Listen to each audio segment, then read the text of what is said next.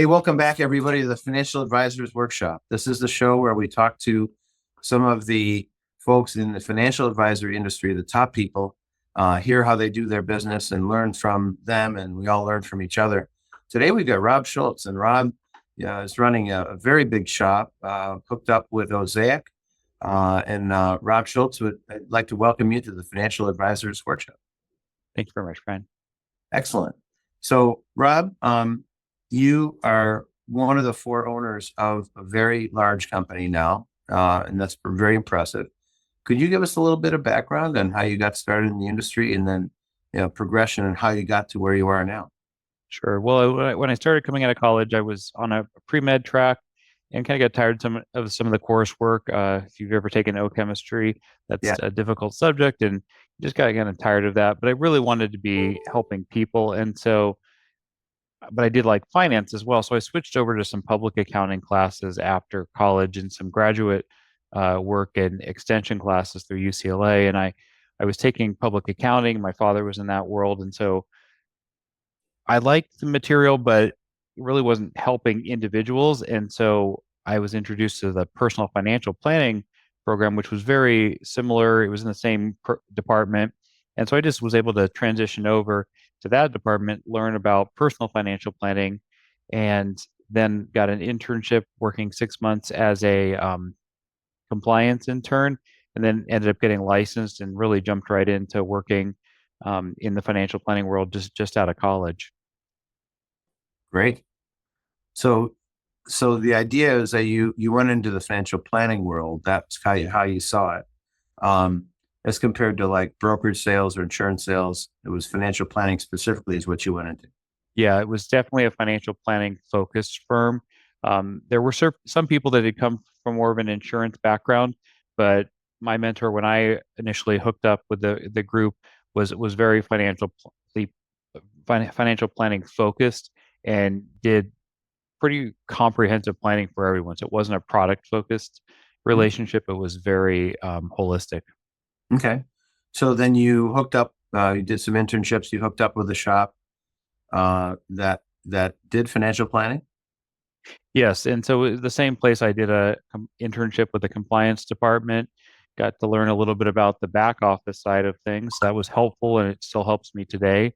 And then got licensed and continued to take my coursework towards my CFP designation while I started working with clients and did the cold calling, kind of working with anyone that I could get and start a relationship with when I first started out. So as everyone does as they start in the business, and then it progressed on to now being just referral based.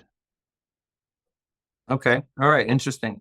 All right. So then the progression though to the current shop you're with, let's hear of that. You're not with the same shop. I've always been with the same firm. Oh, you have. Okay. So Same firm, yeah. We had the broker dealer had a rebranding. ah, Our firm had a rebranding, but it's always been the same core group of people oh, okay, great. So for then almost 25 years. And the firm dates back to in the late 70s as for the core owners. wow. So how many people were there when you joined as an intern and then became a Yeah, planner? we probably, I wasn't as not an owner at that point. I wasn't as focused on this, but we probably had about 40 advisors at the top, and then we did an acquisition, a succession plan of another OSJ office. So we did combine two. So I've done succession plans from the advisor level, but we've also done one from the OSJ level. Okay. So when you joined the firm, how was it structured back then? Do you remember any of that, or you were just Yeah, an intern? it's a firm that everyone can kind of do their own thing. We had we had some advisors that had their own niches. What I did was paired up with another advisor that we got along well, had a very similar style and philosophy towards financial planning, and I had the time as a newer advisor, and he had some great contacts, and so we merged those together, and I was able to help out with some of his leads and marketing efforts and do a lot of the follow up that he wasn't able to do because he was more time constrained than I was. I see. Okay. So then now, years later, today, you're one of the four owners. So how did that give us that progression? How did you go from new guy, a lot of time, planner, to now one of the owners? Yeah. So our broker dealer had a ended up unfortunately getting cancer. Knew he was didn't have all that long, and had a succession plan, or found a succession plan, someone we'd known for a while, and brought that owner who's now our principal owner. And then there's three of us that are advisor partners that are minority partners. So we sort of act as a board of directors for the group. And then we have one owner partner that runs the firm, doesn't have individual clients, but manages the firm, manages the relationship with the broker dealer, compliance, and manages the advisors that are basically clients of the firm. To the firm. So he's like a managing partner, Yes. Uh-huh. if you will. And then the other three of you still have your own book. Yes, correct. Mm-hmm. Okay. And the three of you owners all have a similar sized book, like $500 million. Yeah. Yeah. Mm-hmm.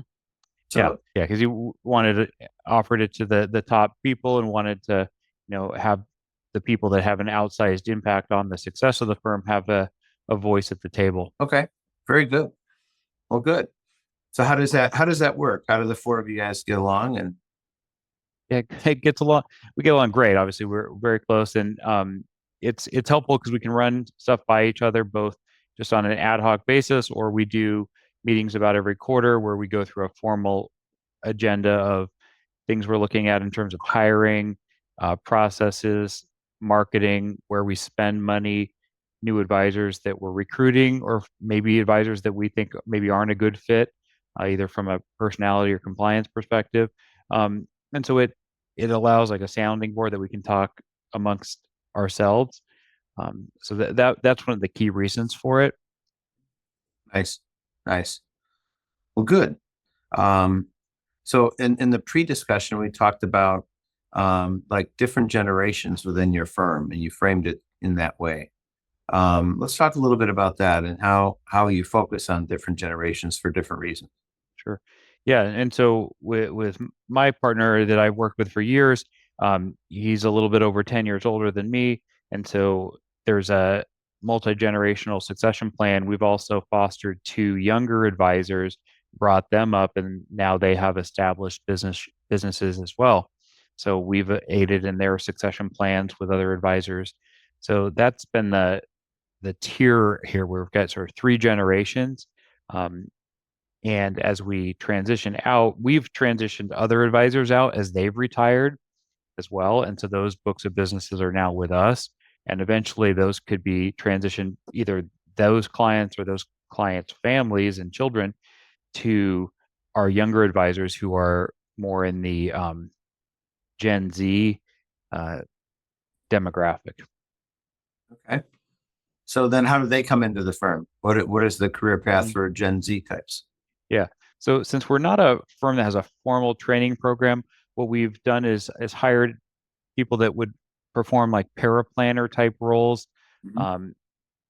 And we've done that where they've either full-time paraplanner roles, assistant roles, moving into paraplanner as they work on CFP coursework, or where they are part-time paraplanners and then focus on trying to generate their own business, but it does take some time. So you do have to, you know, you got to pay your bills. And so it does provide some base compensation for an advisor as they transition to a more productivity based compensation model.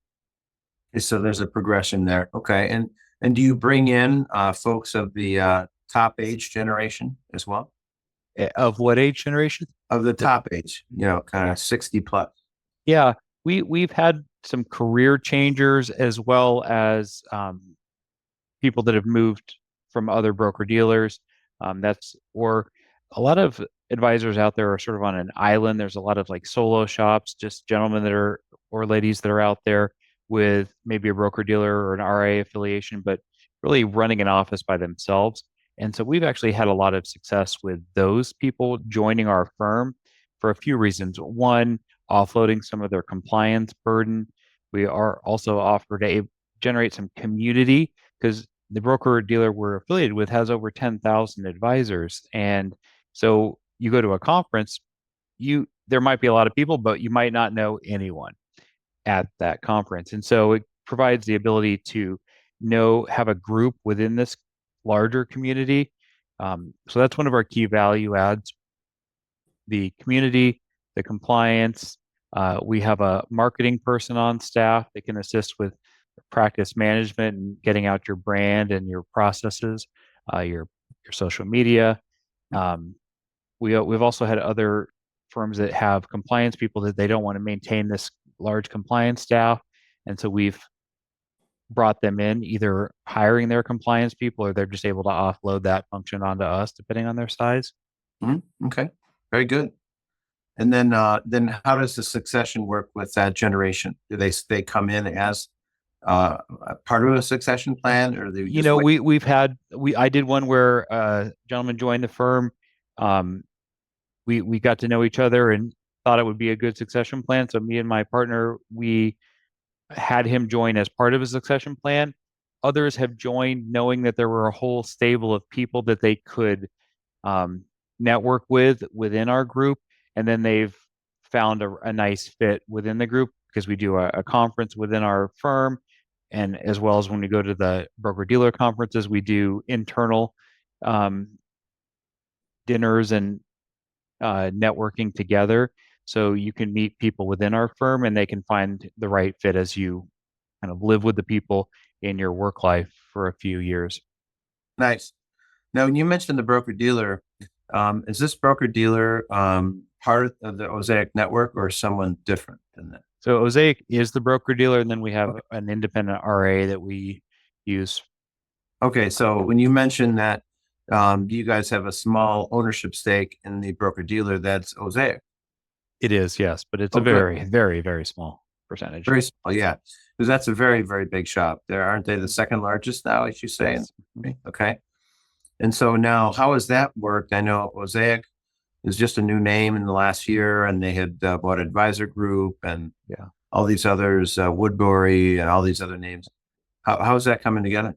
Yeah, we were part of the advisor group. Royal Alliance was part of that. And so a lot of the people were at Sun America that became Royal Alliance, and then was part of the advisor group, and then has outside of was part of AIG at one point, and Wow. then was spun off and bought by um, the private equity firms that now own it.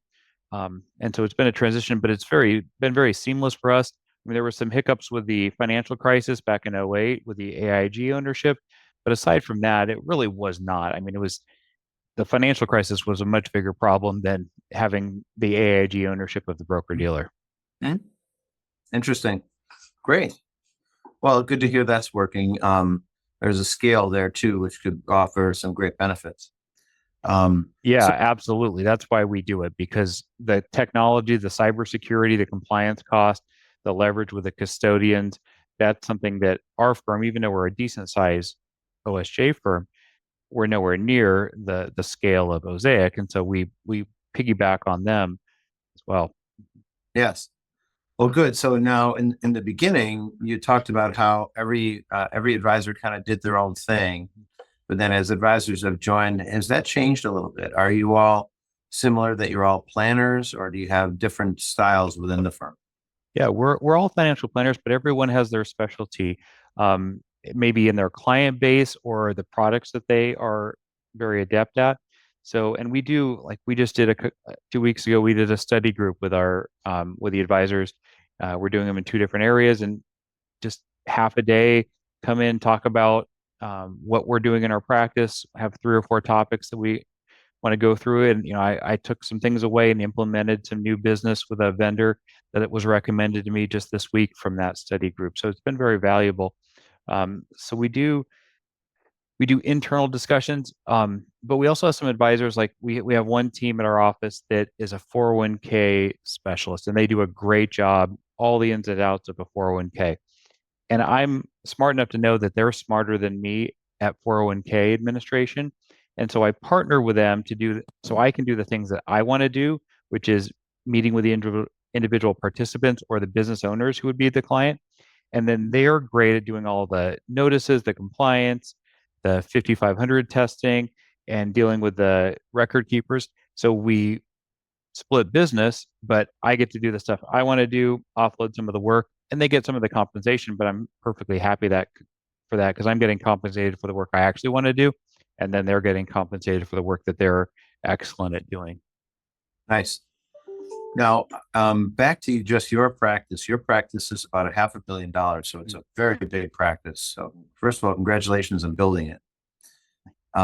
Second of all, you mentioned your original interest in medical, and that's turned out to be a niche business for you in your practice.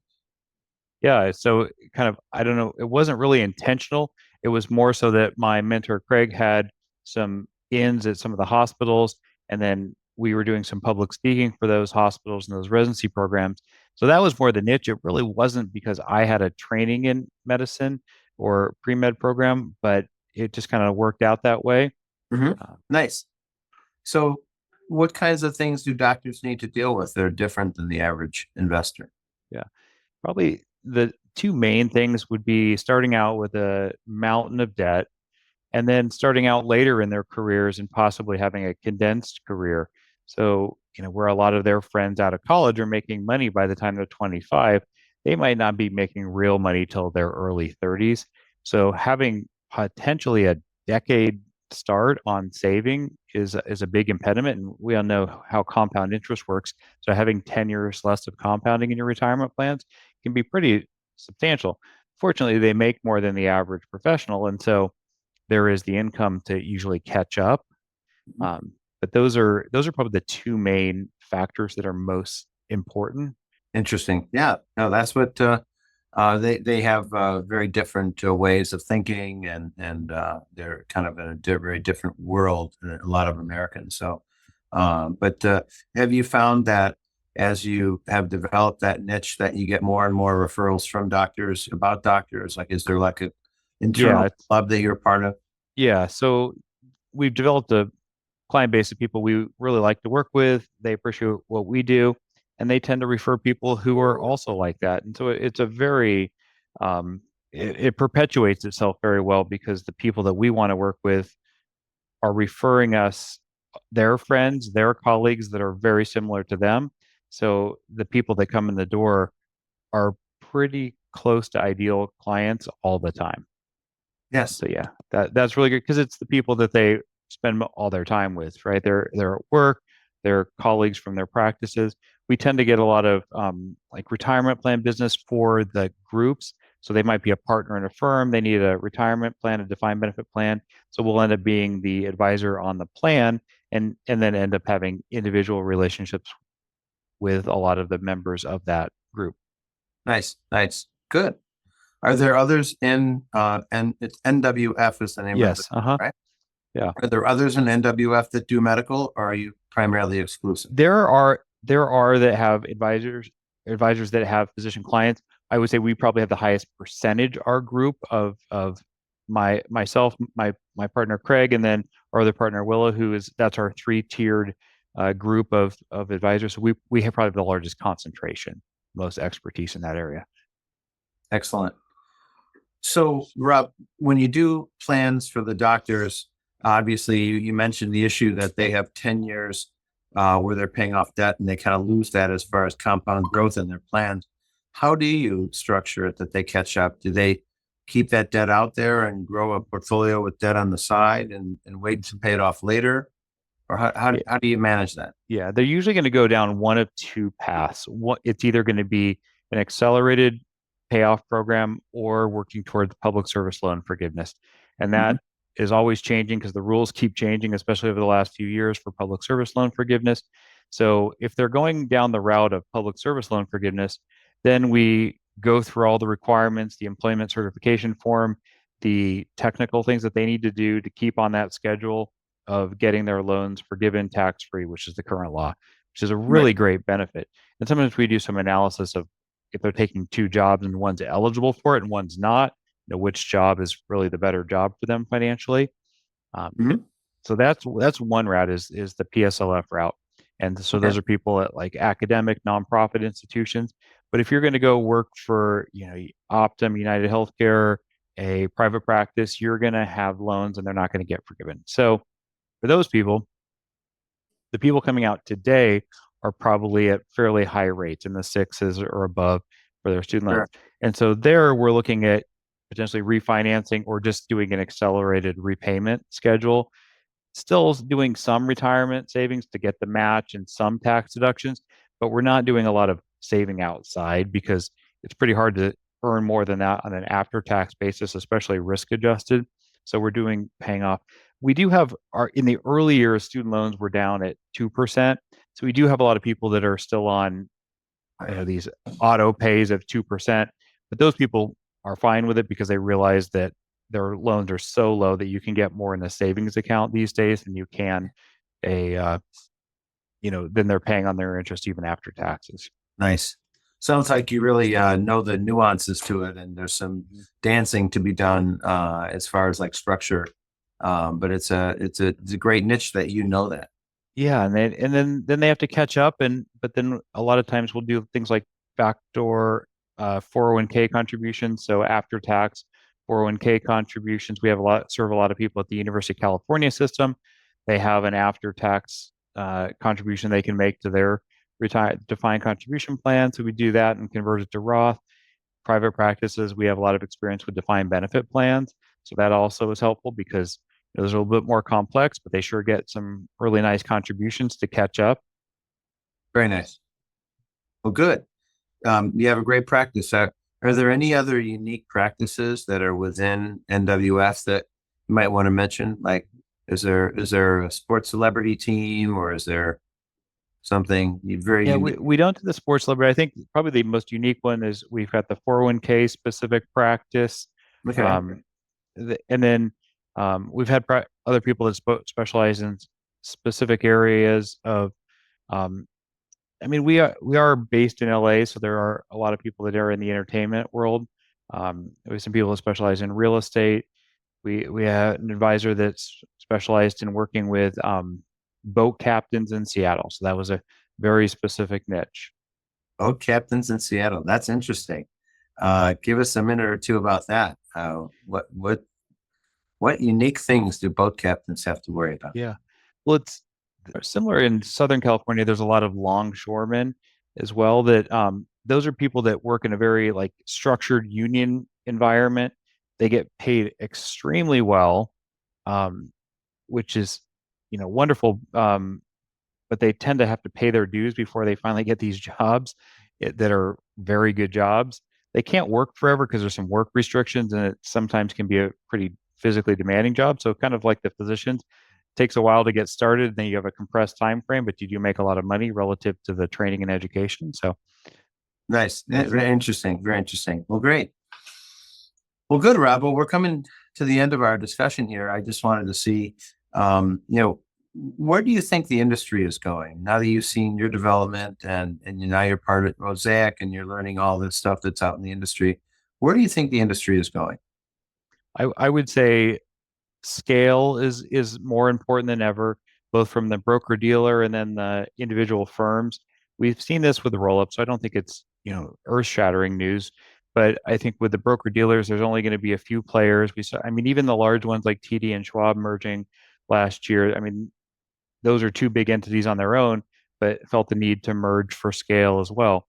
And so I think we're going to see more of that in the broker dealer, and there won't be a lot of small broker dealers around just because the compliance and the technology costs are so large. So I think that's one. And I think the team-based approach, I think you're going to see less solo advisors and more people working in teams, both established advisors and then young advisors joining teams, working through that succession planning path but within an internal team, Nice. and then focusing more on holistic financial planning as opposed to kind of the stock jockey days of 30 40 years ago. I think the commoditization of the investment world is definitely out there, and we're going to see the higher value add be more the life planning, the multi-generational wealth transfer, and then obviously, of course, dealing with the more technical things of charitable planning and tax planning that we deal with every day. Nice. Yeah, and those are all trends that are certainly in place, and you guys have benefited from them. I do remember the stock track days. Yeah, I think those are Long gone. in the rearview mirror. Long gone. Well, great.